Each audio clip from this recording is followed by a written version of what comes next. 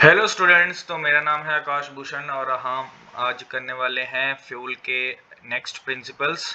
तो सबसे पहले हम देख लेते हैं नेक्स्ट जो प्रिंसिपल है रेम्यूनरेशन ऑफ एम्प्लॉइज़, और बाकी के प्रिंसिपल मैंने पिछली वीडियो में डाल दिए हैं तो वो आप वहां से आप देख सकते हो। तो रेम्यूनरेशन ऑफ एम्प्लॉइज, तो फ्यूल ने यहाँ पे क्या कहा है कि जो ओवरऑल पे और कंपनसेशन होनी चाहिए एम्प्लॉइज के लिए और ऑर्गेनाइजेशन के लिए, दोनों के लिए ही सही होनी चाहिए। मतलब कुछ इस तरीके से होनी चाहिए कि कोई एक रीजनेबल स्टैंडर्ड हो। ठीक है, ये नहीं कि चलो ठीक है कोई पर्सन आ गया तो हम उसको कोई कम पैसे दे देते हैं और किसी को ज्यादा पैसे देते हैं, तो कम ज्यादा तो करना नहीं है। और इतना ज्यादा भी नहीं दे देना कि भाई वो ऑर्गेनाइजेशन के लिए आपके लिए ज्यादा बर्डन टाइप हो जाए कि भाई पर्सन को ज्यादा पैसे जा रहे हैं तो ये बर्डन भी ना होना चाहिए।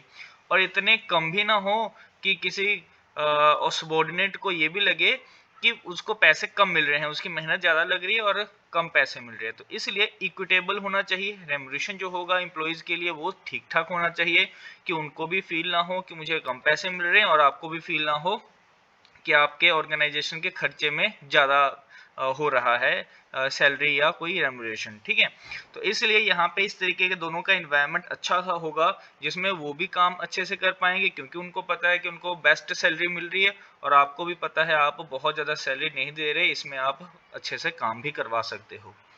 नेक्स्ट प्रिंसिपल आ जाता है सेंट्रलाइजेशन एंड डिसेंट्रलाइजेशन। यहाँ पे देखिए सेंट्रलाइजेशन का मतलब क्या होता है कि 1% जितनी भी पावर्स हैं किसी एक पर्सन के हाथ में आ जाएं तो उस चीज को हम बोलते हैं सेंट्रलाइजेशन। जब आपने सारे के सारे पावर्स खुद ही लेने होते हैं। बेसिकली ये ज्यादातर कहाँ पे होते हैं, उन जगहों पे होते हैं या उन ऑर्गेनाइजेशन में होते हैं जहाँ पे ऑर्गेनाइजेशन छोटी हो। तो एक ही पर्सन तकरीबन हर फैसले ले सकता है क्योंकि उसको पता है कि मेरी ऑर्गेनाइजेशन कितनी बड़ी है कितनी बड़ी नहीं है।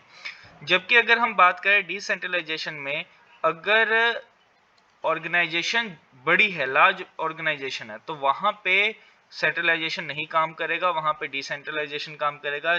डिसेंट्रलाइजेशन का मतलब आपकी फाइनल अथॉरिटी जो है आपने आगे बहुत सारे लोगों में बांट दी है। एग्जाम्पल के तौर पे हम इंडिया की एग्जाम्पल लेते हैं। जैसे हमारा जो इंडिया है, सारे के सारे फैसले एक पर्सन नहीं लेता। जो हेड है वो प्रेसिडेंट है, उसके बाद फिर प्राइम मिनिस्टर आता है, उसके बाद फिर गवर्नर आ गए, फिर सीएम आ गए, फिर अगर हम बात करें शहरों में म्यूनिसिपैलिटी है और जो विलेज एरिया में है पंचायत है। तो इस तरीके से पावर्स बटी हुई है। तो जहाँ पे ऑर्गेनाइजेशन बहुत बड़ी होगी तो वहाँ पे डिसेंट्रलाइजेशन चलेगा, और जहाँ पे ऑर्गेनाइजेशन छोटी होगी तो वहाँ पे सेंट्रलाइजेशन चलेगा, मतलब एक हाथ में पावर होगी और वही सारे फैसले लेगा। उसके बाद आ जाता है स्केलर चेन। देखिए स्केलर चेन, फ्यूल ने क्या कहा कि कम्युनिकेशन और अथॉरिटी को चलाने के लिए एक प्रॉपर हमें चीज चाहिए जो कि टॉप से बॉटम की तरफ जाए और मैनेजर और सबॉर्डिनेट उन सभी को फॉलो करे। एग्जांपल के तौर पे मैं यहाँ पे आपको एक दिखाता हूँ। जैसे ये एक डायग्राम है स्केलर चेन का। अगर ए से जाना है, कोई भी इंफॉर्मेशन जाएगी ए से, तो ए से बी, बी से सी, सी से डी, सी ई, फिर एफ।